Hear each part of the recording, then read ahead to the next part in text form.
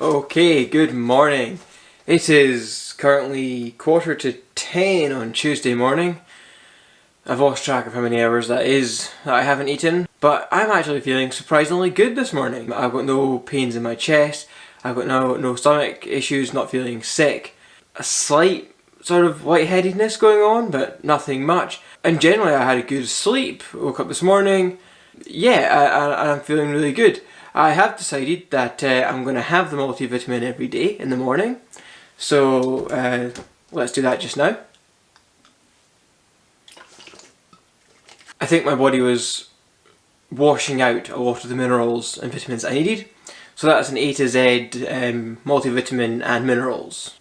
As I say, I feel good. I feel fighting fit. I haven't noticed any sort of muscle loss. To be honest, I can't really say I've noticed any fat loss either. So in terms of that, I'm sure I have lost weight, but I'm not tracking that because what I don't want to do as a part of this series is encourage anybody who may have body or image issues. I don't want them to watch this video and think, oh, not eating for 5 days, that's the way to lose weight fast, you know, and then hurt themselves or worse. As we've talked about previously, the consequences of this is, are heart attack and death and even a coma, depending on your medical status, if you don't do this correctly and your body's not right for it. So I'm not talking about my weight at all throughout this video. This is mainly about how it affects your body and your mental abilities to process things and psychological effects on how you feel when you don't eat for 5 days.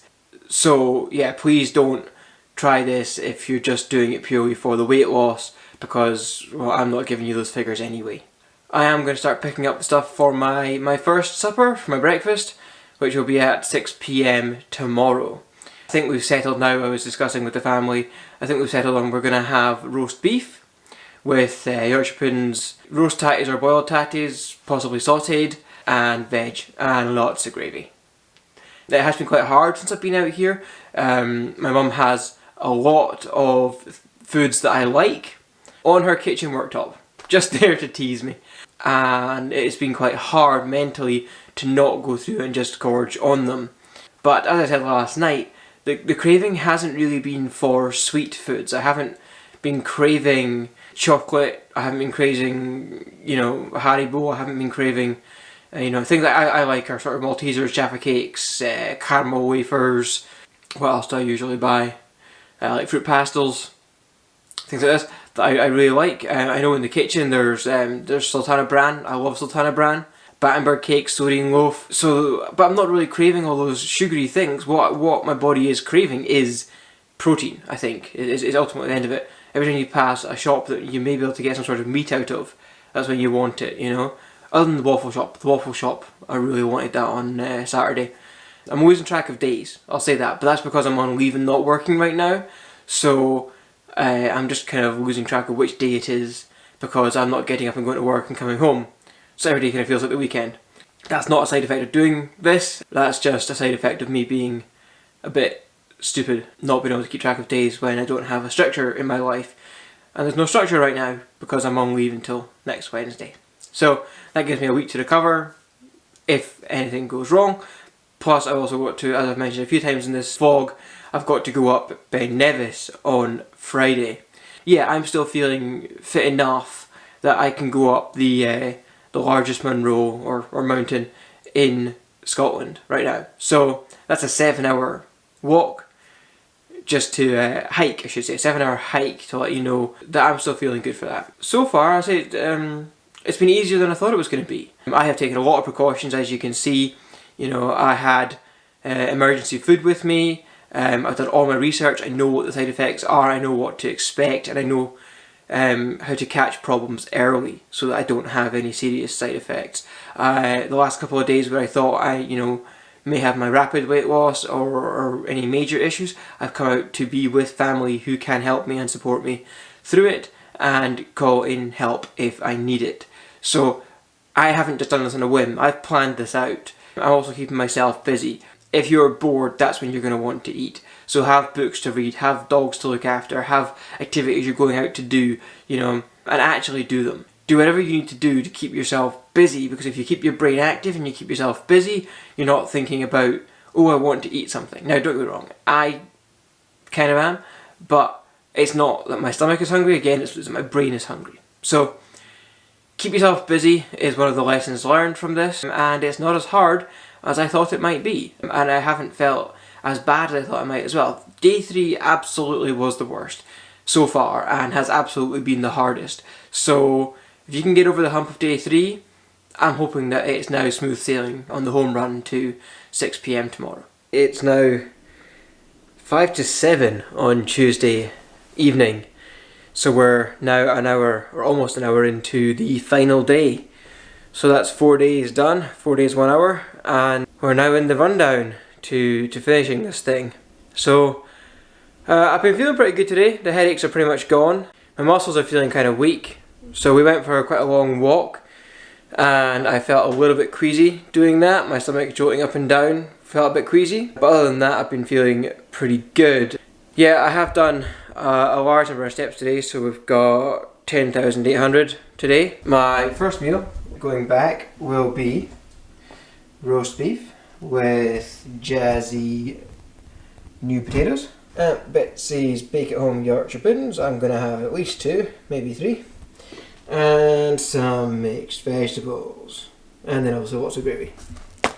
Ah, Bisto. Can't underestimate how excited I am. So, just counting down the hours now. It is now 10 past midnight, so we're into Wednesday, we're into the last day, and about 18 hours to go.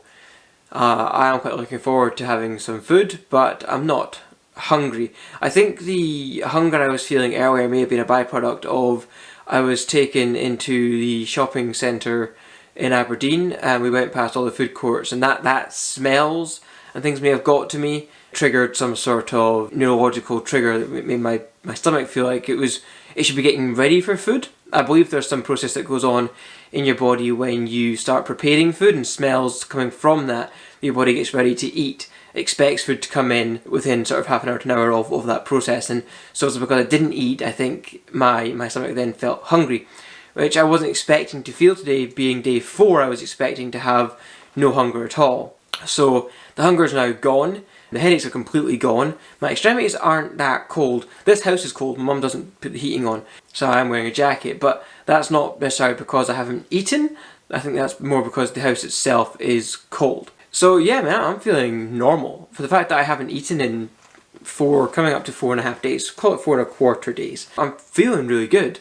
So the way I wanted to speak about this was that don't think of just drinking water as a starvation diet. Now yes, I guess you are starving yourself. Putting yourself into ketosis is a form of starvation. But unlike reducing calories in those diets that make you reduce calories, this is actually a lot better, because the hunger and the way that your body gets its energy is all based on the insulin levels in your body. If you've got any insulin running in your body, you basically won't go into ketosis, and therefore you won't be using your body fat to fuel yourself. In order to go into ketosis, you need to be eating nothing. You need to be fasting. That you need to let your body get rid of the high glucose levels in it and really deplete the insulin levels going on as well, so that it will go into ketosis and start using your body fat instead of the sugar to run itself. So if you had a reduced calorie diet, then you're always going to feel hungry. You're going to have so bad cravings for food because your body's trying to fuel itself from the sugars in your diet, and you're not giving it enough. And then it takes about 12 hours for your body to process those sugars and reduce the insulin to start going into ketosis. So during that whole day, if you've had a reduced calorie diet, you feel really hungry. If you have a 0 calorie diet, just the water, then your body goes into ketosis because your insulin levels are so low. Another thing that I've learned during this process is that your body starts to feel hungry at the regular times that you eat, and it knows those times that you eat. So if you change that by going on a fast or intermittent fasting, yes, the first couple of days will be hard. You will feel hungry at the times that you usually eat at, but when you get after the first few days, your body adapts and learns, okay, I'm not going to be fed at that time, and you actually find that you're not hungry. Now that's not to say that you won't get bored, and most people eat in the evenings when they're bored. I don't feel hungry at all, and I haven't eaten in 4.5 days. So this is the point. People might think traditionally that the longer you don't eat, the hungrier you get. That's not true. your body goes into ketosis, and it actually releases energy on a much more sustainable level. Now obviously you can't do this long term because your fat levels are only going to sustain you for so long before you have organ shutdowns and things like this. Which is why I recommend intermittent fasting rather than the long term eating nothing. Because even though I don't feel like I need to eat, and I could probably go for another 2 or 3 days, I'm not going to because I really want my steak dinner. That's more of a mental thing, as I've said. You don't feel physically hungry. You feel mentally, when you see food, you get these triggers. It's due to marketing and, smells, nostalgia from previous things you've eaten. But you remember that you had a good time eating some food, or you felt good after you ate something, so you want to go back and have that. But that's a mental thing. Your body doesn't actually feel hungry. You don't feel weak. We were discussing a while ago about meal deals at supermarkets. So for £3 you can get a sandwich, which is bread, carbohydrates get processed as glucose, as we've already discussed. You can then get a drink. It's usually a fizzy drink filled with sugar, which is glucose, as we've discussed. And then you can get a sweetie, say a Twix, which is full of sugar, glucose, as we discussed. You've just given yourself a massive sugar spike in your body. No wonder your 1 o'clock meeting becomes somewhere where you want to have a sleep rather than somewhere where you can keep your brain clear and keep going. An anecdote that I could refer to is when I had my exam on Friday, I told the people that I was sitting the exam with that I wasn't going to have any cookies, any hot chocolates, anything like that before the exam, because I did not want my brain to be clouded, and a lot of them just didn't realise that was a thing. I said, yeah, if I have these sugars, my brain will be clouded and I won't be able to perform as well in the exam. So I just drank water in the morning before the exam. It was a trade-off I was willing to accept. What I wasn't willing to accept was to have a hot chocolate, which would be a sugar spike, and then cookies, or hobnobs, or ginger nuts, I think. I wasn't prepared to have that to cloud my brain, to give me a sugar spike, and have all that processes going on in my body when I was trying to go into an exam. I just wouldn't have that. Okay, I think I've talked enough for today. But I really wanted to hammer home those points because I have posted on Instagram now that I've got 24 hours to go, and I'm going to start getting questions from my friends, my family. The next video you'll see of me is me searing and putting the roast into the slow cooker, where we will start the 8-hour countdown.